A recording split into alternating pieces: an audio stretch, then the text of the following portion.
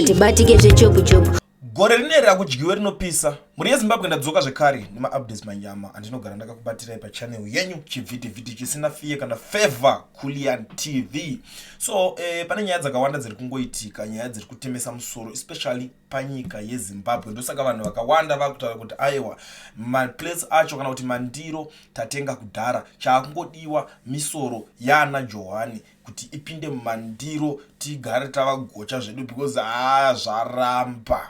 Iko zvinezvi is like kwese kwawaenda ndikutosangana neimwe izvo so iri kutopisa parikunzi business leaders demand crisis talk with ED. Mashoko ari kutenderera ari kurwadza zvakanyanyisa izvozvo kuti mashops nezvakawanda zviri kungovharwa. Zvinezvi pane imwe marondera bond mashare iyi iri kutovhara musi wa 31 August. Haisi kutombomira kutongotanga vakavhara. Reason asi kumbotaura kuti ndei because zvinhu hazvisina kumira zvakanaka. And another issue mu CBD Harare muri kuvharwa zvekare mashops akawanda. City council apa ndo iri kupindawo chikonzeresa, iri kutaura kuti zvene mashops are up to standard, hey what chichi. You know, those guys, they are good at destroying zvekuvharisa zvinhu, but they are not good at building. Havakwanise kuvaka chinhu, vanokwanisa kungovharisa zviri nyore kwavari. City council is the same guys vekutomboshaya crane paya pakatozonzi please mawewishers uyai kuno kumubatsire vanhu vakatsimbirirwa kuna Chitungwiza road chegore riya zvakambotaurwa paya. Anditi but iko vatonzi ivo pachavo nyika irunzi kushaya crane, but vane zvigirida zvekupaza chete, kuparadza, kudzinga vanhu mashops kuti vagadzirira vanhu mashops anobatika zvinobatika something chinowanika. Havakwanise even ukatotarisa kana pavanoita kana seat parking pipe vari good at kungokoleta mari, kungotsika line chete vakutosvikawo kutorera mari, but kuti vanyatsodhrowa malines anonyatsooneka zvine musoro, they can't do that. Ndosaka pipe chinoti even vanhu vacho vakushandira city council vatongove zano vazhinji vacho, but iwo chakungoitika chete vanhu vakungomasquareda as opposition vachiziva kuti vane plan dzavo dzavari kuda kunonyatsonoita pamberi papa. Iko zvinezvi vakunyatsoona zvaakuitika. Zimbabwe is now a one party state zvayo, hapana zvokuti pangachaenda pachikanzi nyaya iyoyo yamudotaura inopisa ichazodhonzeranwa, hakuna zvakadaro. Iri kungoramba ichingoenda yakangodai so. Ndoporunzwa vanhu vari kudedzera kuti 2030 amene kuti 2030 yacho vada kuidedzera ichienda kupe. Ende zuro futi pane imwe nyaya yakangoitika paTrabablas paya pari kunzi pave kupedzwa vanhu amene kuti vakagadzirawo sei chinhu chavo hachinawo here pekuti vanhu vanyatsocrossawo napo because zvaakuitika atoma one. You know, sometimes you can't move around wobva ukotenderera kunge mota, vanhu vanofana kuonawo pavanongoita sei pavanongocrossawo napo. But I don't know kuti pakanyatsofambiswa sei. Nangu handisati ndambonyatsopasvika, handisati ndambokuenda asi pandichazowa rimwe gore pandichazopfuuroni kunyika kwacho ikoko ndichazonyatsotarisa kuti chii chakaitika because vanhu 2 vese vari kunzi vakarohwa nemota paTrabablas. Umwe akarohwa paTrabablas ipapo ndobva afira ipapo ichitenderana vakomana vamakombe ndokutotidza. Umwe akarohwerwa panonzi paboka just before Trabablas. Unoti unonge watopinda muTrabablas bridge chachecho unonge watorwa kutotanga kutopinda panonzi paboka floors panotengeswa fodya. You know, those are the issues zvimwe zviri kuitika zvokuti zvaifanira kunyatsoongororwa. You know, it's good because ndakanzwa kuti hapachaite traffic jam. Handiti ndakatonzwa kuti aiwa traffic yakatoizwa, traffic chinchi sakaona chinchi, but yonaka zvakakosha kuhafura traffic, but pafanira kuonekwawo kukosheswawo vanhu futi. Vanhu mochipindawo padenga apa. I think chepadenga ndo chaitwa banyatsobatsira kuti vanhu vobva vangosvikawo chepadenga. So it's something chekuti iwo panogona kunge pasina kunyatsozvifambira kuti vazviongorore, but I think this is the right time for them kana zviri izvo zvandiri kunyatsofunga zvangu kuti ndo panenge pakakanganisika. But without wasting much of your time, kune imwe nyaya zvekare iri kuitika, nyaya yekuZambia. I think vanhu vakawanda vanga vari kubvunza zvakanyanyofamba sei, and I thought kuti vanhu vakanyatsosangana nayo iri mumanewspaper. Nyaya yemukadzi waEdgar Lungu uye ave kuzonzwa kuti murume wako ngaadzokera anovigwa kunyika kwake kuZambia. Handiti ndobva izve iye kwakuzodzokera kumacourts achitaura kuti kwete achida kuapila achienda kumahigh court, achibva kuhigh court anoenda supreme court kuti aiwa tipewo kuti tinoda kuopposa judgment yaiitwa apo kuti tikwanise kuviga murume wedu kuSouth Africa. You know, it's something chekuti hachina kubata vanhu mushe kuti haukamu kuti ungori president weimwe nyika wakuda kutiriza nyika kwako. Saka kuda kuti havasi kutrasta even ivhu racho, havasi kutrasta kana kuti iye wacho avigwe ikoko. Saka which means akagadzira future munhu kune imwe nyika kutoti ndainvesta nyika yakadai, so kana maundiviga ndivige ikoko ndokuendaendesa upfumi, but vari kuramba vachimudzosera mashure kuti dzoka nyika, handi wakatonga nyika iyi, idzoke rinovigirwa ikoko, because hakuna zvakadaro kuti ungori president wogotiza kuvigwa ikoko. So these are the same issues dzandiri kuona, but ndingoti it's bad news for them because he was Mnangagwa's friend, and it's bad news for Mnangagwa as well because people havasi kufa, alright, vanhu havasi kufa vakawana tsitsi kuti wazofira kunzoko. People are very angry this time. This is the honest truth. People are very angry. Hapana achazotaura kuti inini ndoda kuti kana azodai so kana like zvakaitwa madheza aya Mugabe kuti vomusiya uchiti ari kunorapwa kunze, like the same thing ndandiri kurwadziwa musuno apa pari kutaura nyaya yaMary Mbayiwa ari kunzoni haasi kufillable. It's like haisi secret panyika, but pakutonzi aiwa ngaasarapwe nemaprivate doctor, anofanira kurapwa nadoctor wegovernment.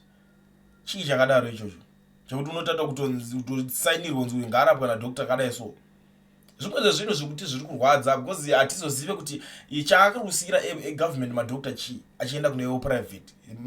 Masickness anozivikanwa naye, and zuro ndizuro munzwa kuti maproperties ake akatorwa kunzoko akadai izvo zvino vakuramba vakumutera futi ngaarapwa nadoctor wegovernment. Ko why asinganingini asi marights acho aya vanhu anoita achihafurwa here? Because kana munhu wese ane marights ekukwanisa kurapwa nadoctor chero waanoda, kana kuti ane marights ekuti akwanisawo kuti apa ndarwara ndakuda kumbonorapirwa kunze kwenyika, ko sei zviri kulimitwa kuna Mary Mbayiwa? These are the issues dzekuti dzinofanira kunge dzichibvunzwa, kwete zvaizvo zvekuti tine vanhu vechikadzi vakawanda vari mupolitics vanokuramba vakanyarara nyaya iyoyo. Hapana kana pavanosvika pakuningina, kana iri nyaya yekuti pane zvakanyanya steri, kana toziva kuti munhu wese anokanganisa ngavangomutonga nyaya yacho pozoonekwa kuti poitwa sei munhu atongwa kare. I think zvinokwanisa kubatsira pane kuti nguva yacho yatorebesa.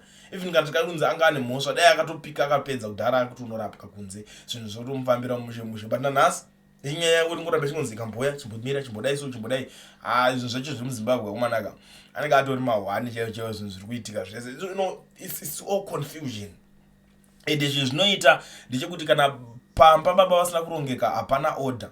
Ndo situation yandakatozoongorora ndikaona baba vakasangorongeka chete pamba hapambofe pakaita order. Ndo zvinhu zvandakastadawo inini ndikaona. Saka chinoda kuti baba ndo vanofanira kumborongeka baba vemba. Kana vapedza kurongeka pamba unoona pane order, unoona pamba pane runyararo, unoona pamba pane kurongeka, nzara chaiyo inenge yapera zvese zvatokoreka. You know, it's like kune vanonyatsozvinzwisisa imimi kuti unotarisa pamba umunhu baba kuti nzi vakazvara vana kana 15 hapana kana 1 mwana wekuti akazombogara kana mudhuze nababa ivavo. But look at mwana baba vanoti kana akatoninga vanototanga kuti mansion mwana wangu garapo, mwana wangu itodai so ina kungorongeka kana baba ndisi kuti ndiri kushora pakaningirikina because chatokonzeresa kuti zvinhu zvizvo zvidaro is because of these guys. It's because of this political tingati chiko mbavha dzepolitics idzi. Because mapoliticians Zimbabwe yauraiwa nemapoliticians kubva day 1 chinchauraya nyika mapoliticians. Ndo vanhu ivo vakatoa kuti tinogona kugadzirisa zvinhu zvidai so, but vakatowedzera kutouraya zvinhu wese. And the other thing iri kunyaurwadza ivo these guys kutotora nyika vachitorera varungu kwacho kwakatoitika pepe, ndobva varegedza kubvisa mitemo yacho yaishandiswa nevarungu. Saka toti nyika yacho independence yakamboya kupi? Pana akamboienjoy here kana kumboicelebrate independence yacho. But anyway, muri Zimbabwe zvakawanda zviripo zvendoda kukuzivisa, ndine audio futi yendofanira kusiya makateerera, asi ndoda kungozivisa vanhu ndisati ndabva panapo kuti kana uchingori muSouth Africa unoda register company vavhurwa FNB business account usina work permit kana kuti study permit, zviri easy. Bata ONU education research ane nhamba dzendakuisira pascreen apo, ndiye anokwanisa kuvhurira anokwanisa kuitira company registration okuvhurira FNB business account usina work permit kana study permit. Chiri kungodiwa chete ipapo passport yako iyo iri valid yaunogara uchipinda nayo paborder, yaunotenga nayo zvinhu munana Pep Store, yaunotenga nayo kana ukaenda uchinzi yaunotenge foni kunana game mashops akawanda wanda. Ndo inongodiwa futi kuti ubva ungoita se ubva ungovhurirwa zvinhu izvo zvandatokuudza. Saka garai mamubata zvakachipa, namba dzake dziri pascreen, haumbonidi kuenda kwaari, anokuitira ari kwaari ikoko. Saka teereraiwo munzwe zviri kutaurika panapa, muzondiudzawo zvamuri kufunga in the comment section. Mimi makatarira mikule ndinoda kumbokubvunzawo mwana wangu ndinzokubvunza your opinion inoti chii kune zviri kuitika kana kuti zviri kuitwa netimu reZANU-PF. Although okay, unoona kuti ndinonatsokuda ndozvibvunza ndega kuti masoja chaiwo vakatogara vakarelaxa ende zvinhu zviri kutovafaira nenonsense dziri kuitwa each and every day. Kunotengwa mabhazi okuiswa kumasowe nemaresources enyika ivo vasina bhutsu. Mapurisa maidhifenda vanhu kuinda kudemonstration mune uniform yakapera mutu. How much money he did spend to buy the buses to put it to the church? It's not for the community. Look at Abraham Traore, he did. Look at that young man, 35 years old. 35 fucking years old. What he did. Now, where historically goes now, if it's true, or I don't know about this, if it's true, now, takutorerwa masowe ose ouya kuparliament. Is it right? Masoja makatarira ndo zvamaidhifenda vanhu kuti vabvise Mnangagwa. Zvamakanga manzwa vanhu vachiti vanoda kubvisa Mnangagwa, makanga manzwa kuti vanoda kubvisa Mnangagwa vachisa varungu munyika ino.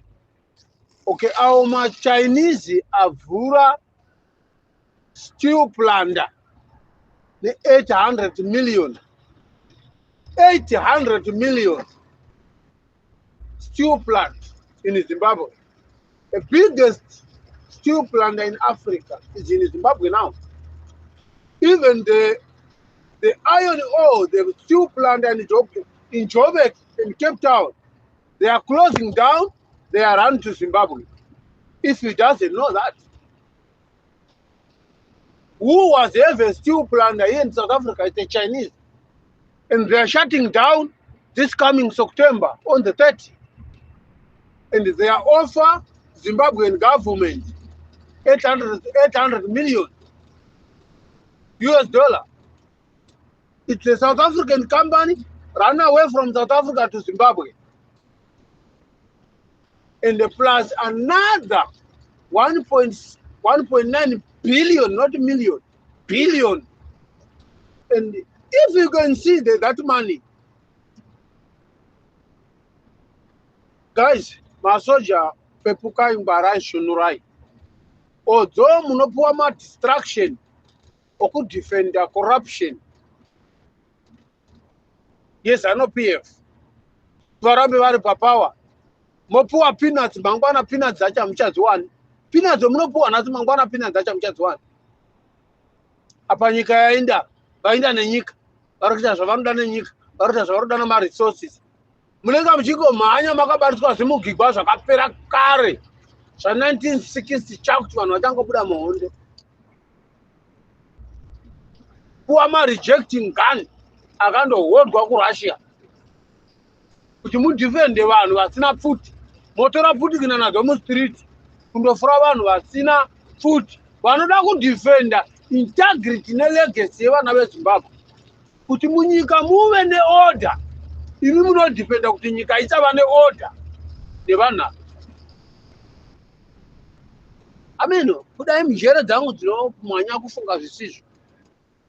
Munodefenda vanhu vanokonzeresa confusion. Confuse from the open until by the bottom, from the hair until by the toe, until by the sole of the shoe.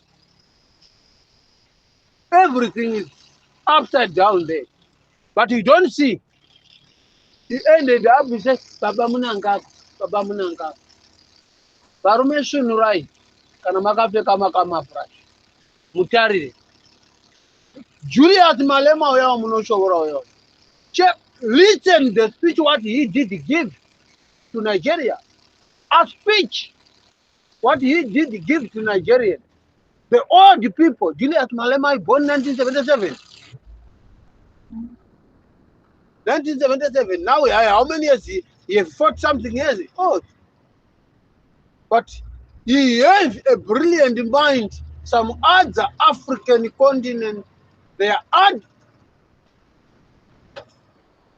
going to get the advice from Malema how we can resolve, how we can fix, and how we can deal with this economic and social problem. And the Zimbabwe did receive some speech from Malema. No matter if I like it or don't like it, and they receive it. And you deny, you don't like it to hear about Malema. But something what he tell you, Malema and Msima Maimani, Gwere Mandashi, they are speaking true about you. Your corruption. You wake up today to call the investor to come back to Zimbabwe. But it's you are one of the people, you chase them away.